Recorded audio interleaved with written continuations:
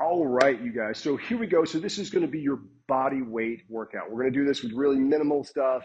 Um, I may have mentioned this briefly in the video before, the introduction video. Um, the way that I like to lay out circuits, these especially I call them traveling circuits, real quick traveling workouts, is you're going to do some kind of either bilateral, meaning two legs, working two legs at the same time, like a squat or like a deadlift, or a total body exercise. We probably won't do, but like burpees, things like thrusters, some stuff, a lot of stuff that we don't necessarily do, but kettlebell swings would be considered like a total body. Um, then we're going to do some kind of upper body push. We're going to do some kind of single leg based exercise. We'll do some upper body pull. Obviously, with the upper body pull, we're a little limited when it comes to body weight. In this case, we're going to do a prone cobra, and then some kind of core based work. Now, remember, with the core based stuff, it's more about maintaining alignment, maintaining good breathing, and then maintaining the control of the alignment and breathing while doing some kind of dynamic activity that challenges your ability to do that. That's really what our core work is like. Sometimes we'll do things like high tension planks and stuff like that, but for the most part, it's really about, can you maintain alignment? Can you maintain good breathing while you're challenging while you're challenging it with some kind of dynamic movement? So the reality is all exercises should be a core-based exercise. Well, hey, let's dive right in. So the first thing I'm going to have you guys do is a body weight squat, right? So as you know, heels outside, shoulder width apart, feet slightly turned out. The knees are going to release forward and out so the hips can drop back and down. You can hold your hands any way you like. Often it's helpful to reach the hands out as you're going down. You know, if you've got some kind of weight, right, whether it's a kettlebell or a dumbbell, you can hold that weight in your hands, right? And the big thing too is, remember, where I want to stack the ribs and hips. When it's body weight, it becomes a little less imperative, but definitely, obviously, if you're using weight, it becomes just that much more imperative to maintain good alignment. Stacking the ribs and hips, knees go forward and out so the hips can drop down, right? Inhale, exhale, inhale, exhale, right? 10 to 15. If you need to, or you're a little concerned about balance, you can always, right, do box or chair squats.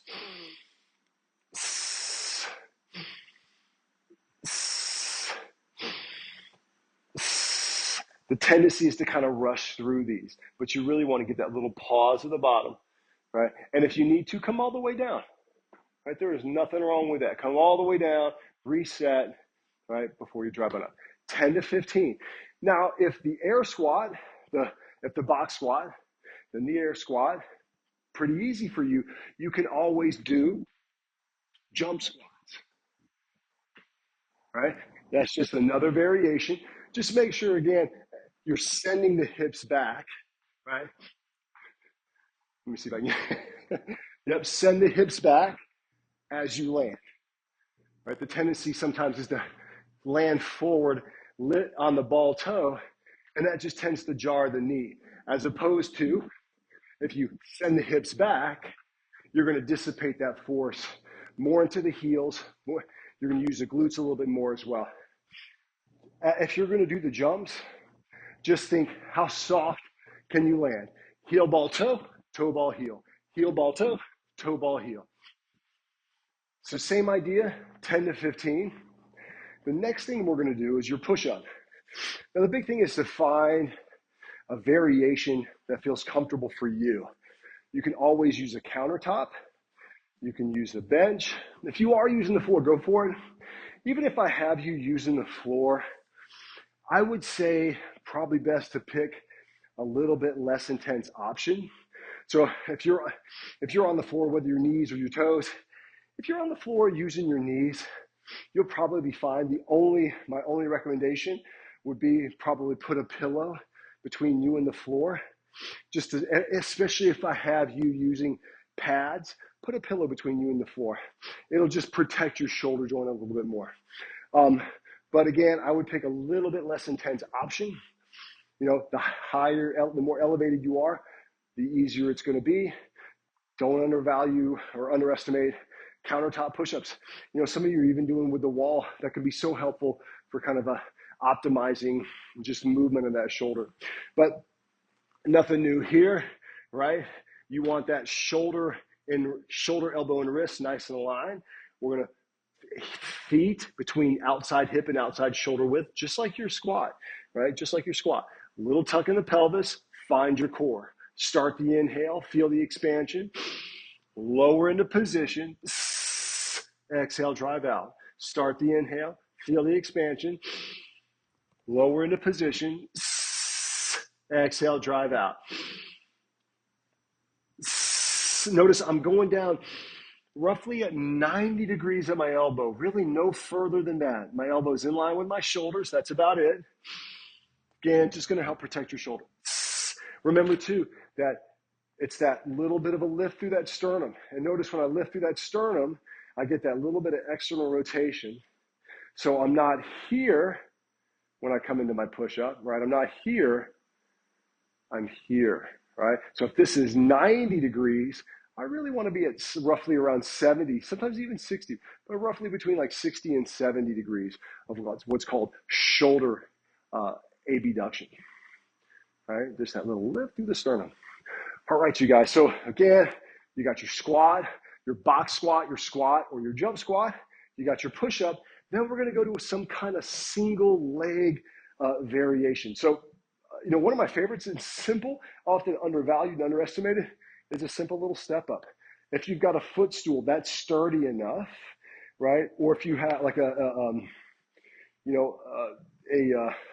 stool that you use to reach up for high things. So anything like that's going to work.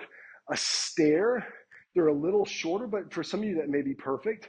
You can always kind of, for steps, you can always do 2 steps at a time, right? For those of you who want just a little bit more of a challenge, make that a little bit longer a stride.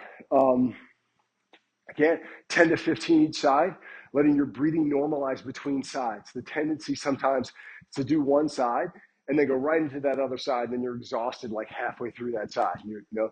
Single leg work's challenging. It's a lot more, you're lifting your whole body with one leg. So give yourself that time to recover in between sides. The other thing I would recommend is start with your less strong side first. A lot of us, that's going to be our left leg, right? So start maybe with the left leg first. Again, rest, let your breathing normalize, then go over to your right side. Some additional options, right, is, now you might not be able to see this because of the video, but I got the squat rack pole is here. Doing a reverse lunge, just another option, right? You can also do a reverse lunge and then come into a knee raise. Reverse lunge to knee raise, right? Just another option that you can choose. The other thing is if you got weights or you got some way to add a little bit of weight, you can always do that to your step up. The other option is most of you guys have done this before as well, a Bulgarian split squat. The big thing with your split squat is you want to make sure the leg, that foot that's on the floor, that leg is just that thigh, that knee is just a little bit in front of the leg that where the foot is elevated. So if you notice, you can kind of see my thigh, the back of my thigh here, right? I don't want to be here, right? Because when you go down, you're just going to feel real crowded at the knee, right? Think again, knee goes forward as the hip goes back, right? And you can play with how deep you go, right? Especially for those of you who are strong, you've been doing this for a long time, you got good mobility. If you're used to using weight, play with your range of motion a little bit. Just don't do anything that's painful, right? If your hips are moving a lot or rotating a lot, it's probably a little too far. You really want those hips to stay pretty symmetrical, right? Same idea with the breathing. Start the inhale, feel the expansion, lower into position, exhale, come up. Now, whether you're doing the lunge, the step up, or the Bulgarian split squat, you want to make sure that your heel isn't lifting when you go down. You want that heel grounded, right? You want to make full foot contact. The heel, the big toe ball mound, the pinky toe ball mound, and especially the big toe, right? All 4 points of contact, right down into the position and up out of that position. Again, 10 to 15 reps each side. Once again, let your breathing normalize before you move on to that other side. With the body weight stuff, right? Since the most challenging thing to do when it comes to body weight training is working your back. So we really would end up doing kind of a core-based exercise. A lot of you have done it before. I love starting off with these because it helps to coach that lat engagement, right? Get these guys to engage. We're going to do, let me see, can you see me? Okay, we're going to do a prone cobra, and my feet may be a little cut off, but this is this guy. You guys have all done this before, right? Where we're going to little tuck in the chin. We're going to lift head, neck, and chest, and then lower back down. Lift head, neck, and chest, and then lower back down. Now, you got a couple of different ways you can breathe through this. If we really want to engage our lats, you want to exhale as you go to lift. So it's going to be like this. Inhale as you lower. Exhale, lifts. Inhale as you lower. Exhale, lifts. Inhale as you lower. Now, I've probably had you play around with inhaling up, and it feels a little bit more comfortable to do so, and there's some reasons behind that. But so I want you to do whatever feels more comfortable for you. Again, if we really want that lat to engage, exhale, inhale, lower. Exhale, inhale, lower. Now notice, I like to keep my pinky finger on the ground. It's almost like I'm sliding the pinky finger down and out. Because what tends to happen is we tend to do this, and it starts working more the muscles in the back of the shoulder blade. We want lats, right? Also, the other thing that tends to happen is we tend to arch the neck. Think chin tucked, lengthen through the back of the neck as you bring those shoulders back and down. And that's really, really the key here is to think shoulder blades, right? I'm sure you've heard me say this a million times. Shoulder blades in your back pocket. And think about the elbows kind of coming in. You're doing this as opposed to this, right? This, right? Shoulder blades down, right? Shoulder blades down, firing these guys as opposed to just pulling the arms back. Same idea, 10 to 15. The last in this series we're going to do, again, nothing new for you guys, is we're going to do a march or reverse march. Now, this is all, again, core work really should be all about the breath, right? So I've got something underneath my head. It might feel comfortable for you to do the same. Let's see here. So, again, all stuff you've done before. The first thing we're going to do is we're going to align the body, stacking the head and neck, stacking the ribs and hips, right? Think ribs gently down, tail slightly tucked, back relatively or comfortably flat. Then we're going to make that C in reverse C that we often do, right? With the thumb and index finger, you're going to find your low ribs and then slide your hands down your low ribs just that little bit. You're going to find your waist, essentially. Then start off just you want to sense the breath. Can you breathe in, especially into the thumbs, right? But can you breathe into the thumbs and index finger? Can you feel that can you feel the expansion upon inhalation? If you can, then try that tension exhale that we often do. So silent, slow, and smooth. Nice full inhale in through the nose. Exhale.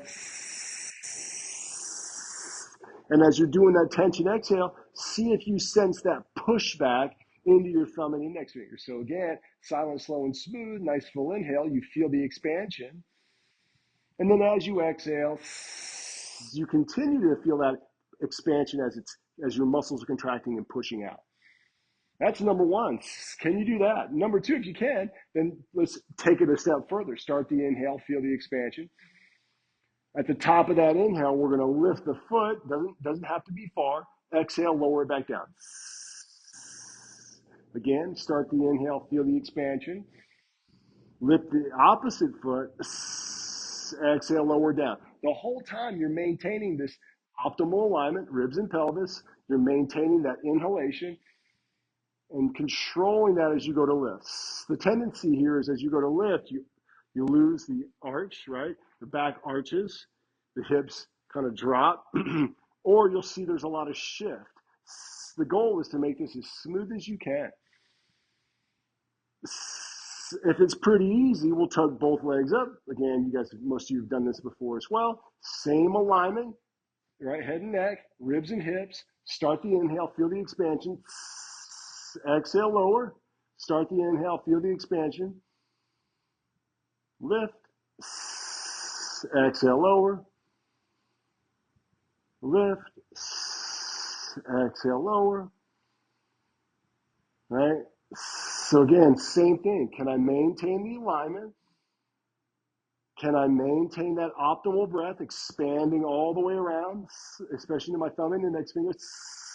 And then can I control this alignment and breathing as I lower? Again, how smooth can you make it? For most of us, that's about as far as we need to go. There's ways that we can advance it, but for most of us, we don't necessarily need to, because it's really about, when it comes to core, it's about maintaining alignment, breathing, and managing those positions or controlling the body. Hey, listen, you guys, I hope this is helpful. So again, just to recap, we got your squat, your box squat, or your jump squat, right? We've got your push-up, whatever variation. We have your step up or single leg variation, right? It could be a lunge, could be a Bulgarian split squat, could be a step up, lunge, Bulgarian split squat. We got your prone cobra. Again, you're trying to fire that lat, right? It's not necessarily about lifting the head, neck, and chest. It's more about shoulder blade back and down, lifting through the sternum, staying long through the back of the neck, right? Trying to get this guy to engage. Then we have your march or reverse march, right? Or you're just sitting there focusing on that breath and that tension exhale. 10 to 15 reps with your marches. 5 to 8 repetitions each side. You really don't need to go long for that. Quality by far outweighs quantity. If you have any questions, especially if you want to kind of tailor this specifically to you, please don't hesitate to reach out and ask. Or if something doesn't feel right, please don't hesitate to reach out and ask, and we can address that via video or via text or a phone call. I hope you're doing well, and I'll see you in a couple weeks.